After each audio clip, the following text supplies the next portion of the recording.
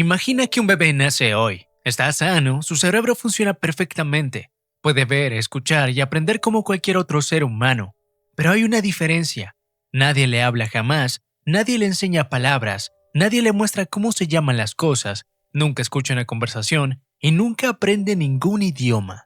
Entonces surge una pregunta extraña. Una pregunta tan desconcertante que ha perseguido a filósofos, emperadores, científicos y lingüistas durante miles de años. ¿En qué idioma pensaría o hablaría esa persona? La mayoría de nosotros ni siquiera nos planteamos algo así. Pensamos constantemente utilizando palabras, narramos nuestra vida interior, recordamos conversaciones, planeamos el futuro, a veces incluso discutimos con nosotros mismos dentro de nuestra cabeza. Y como llevamos haciéndolo toda la vida, parece imposible imaginar otra forma de pensar. Pero si eliminamos el lenguaje por completo, ¿qué nos queda? La respuesta comenzó a buscarse hace mucho tiempo, y algunas de las personas que intentaron encontrarla estuvieron dispuestas a hacer cosas aterradoras. Nuestra historia comienza hace más de 2000 años en el antiguo Egipto. Según relató el historiador griego Heródoto, el faraón Psamético I estaba obsesionado con una pregunta. Quería descubrir cuál era el idioma original de la humanidad, el lenguaje primigenio. La lengua que los seres humanos hablarían de forma natural si nadie les enseñara ninguna otra. Para averiguarlo, ordenó algo que hoy nos parece impensable. 2 bebés fueron entregados a un pastor. Debían ser alimentados y cuidados, pero nadie podía hablarles. Ninguna palabra, ningún sonido humano, ninguna enseñanza. La teoría era sencilla. Si el lenguaje era innato, tarde o temprano los niños empezarían a hablar espontáneamente, y sus primeras palabras revelarían el idioma original de la humanidad. Pasaron 2 años, hasta que un día, según la leyenda, los niños pronunciaron una palabra: becos.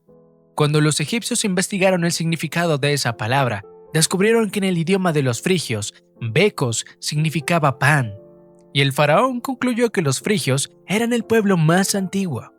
Hoy sabemos que aquella historia probablemente mezcla hechos y mitología, pero revela algo fascinante.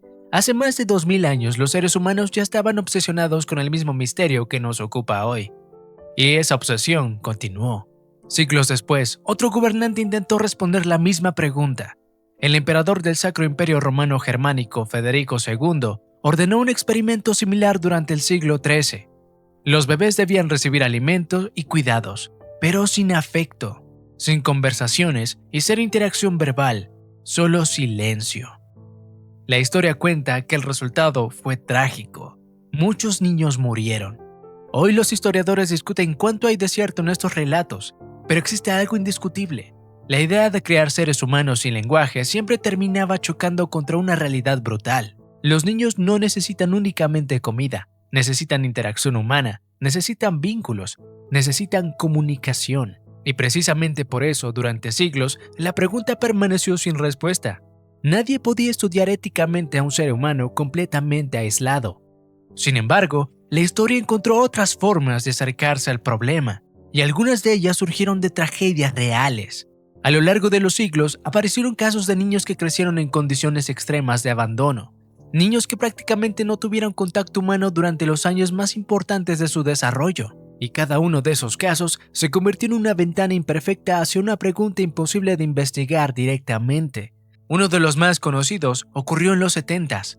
Una niña llamada Geni pasó 13 años encerrada en una habitación. Desde los 20 meses de edad, su padre la mantuvo aislada en una pequeña habitación, amarrada a una vacinilla durante el día y encerrada en una jaula por la noche. Fue privada de todo contacto humano, luz natural y estimulación. Cuando fue encontrada, solo emitía pequeños ruidos guturales y sonidos que imitaban el llanto de un animal. Y entonces los investigadores vieron una oportunidad de oro para estudiar cómo aprende el cerebro humano. Los resultados fueron sorprendentes. Geni consiguió aprender palabras, podía ampliar su vocabulario, podía comunicarse de manera básica, pero nunca desarrolló completamente un lenguaje fluido. Aquello apoyó una idea que ya comenzaba a ganar fuerza. Tal vez existe una ventana crítica durante la infancia, un periodo en el que el cerebro espera recibir lenguaje. Y si esa oportunidad desaparece, ciertas capacidades nunca llegan a desarrollarse por completo. Pero la historia aún tenía otra pieza fundamental por contar.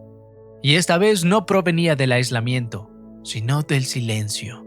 Durante gran parte de la historia, muchas personas sordas nacían en familias oyentes que desconocían cualquier otra lengua de señas. Algunos niños crecían inventando sistemas caseros de comunicación, pequeños gestos, señales improvisadas, movimientos con significado. Era como observar los primeros pasos de un lenguaje intentando nacer.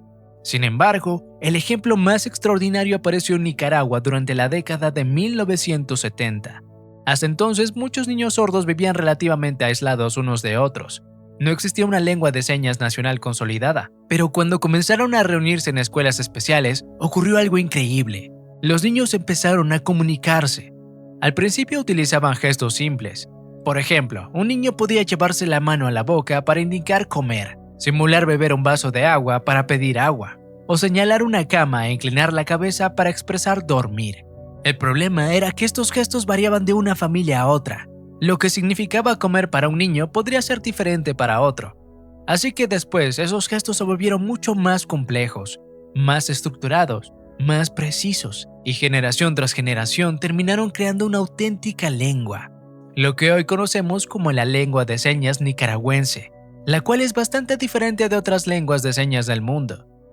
Para muchos lingüistas, aquello fue como observar el nacimiento de un idioma en tiempo real, y reveló algo extraordinario. Los seres humanos parecen poseer una tendencia natural a organizar la comunicación mediante sistemas lingüísticos, como si el cerebro estuviera programado para construir lenguaje cuando encuentra la oportunidad adecuada. Entonces, ¿cómo sería la mente de una persona que jamás aprendiera ningún idioma? Después de miles de años de preguntas, la conclusión moderna es muy diferente de la que imaginaban aquellos emperadores y faraones. No existe evidencia de un idioma secreto esperando dentro de nosotros. Ningún niño aislado comienza espontáneamente a hablar una lengua ancestral. Lo que parece innato no es un idioma concreto, es algo mucho más profundo. La capacidad para adquirir lenguaje, la capacidad para construirlo, la necesidad de comunicarnos, y quizás esa sea la verdadera respuesta al misterio. Una persona que nunca aprendiera ningún idioma probablemente no pensaría en español, ni en inglés, ni en chino, ni en ninguna otra lengua conocida. Pensaría mediante imágenes, emociones, recuerdos, asociaciones y experiencias sensoriales. Tendría una mente, pero una mente radicalmente distinta a la nuestra, porque el lenguaje no es simplemente algo que usamos, es algo que termina moldeando quiénes somos. Y cuanto más investigamos esta cuestión, más evidente se vuelve una idea sorprendente, porque si eliminamos el lenguaje, no desaparece la mente, pero sí desaparece una de las herramientas más poderosas que la humanidad ha creado por naturaleza para comprenderse a sí misma. Y quizás por eso, después de miles de años, seguimos fascinados por esta pregunta, no porque nos hable del lenguaje, sino porque nos obliga a preguntarnos qué significa realmente ser humano.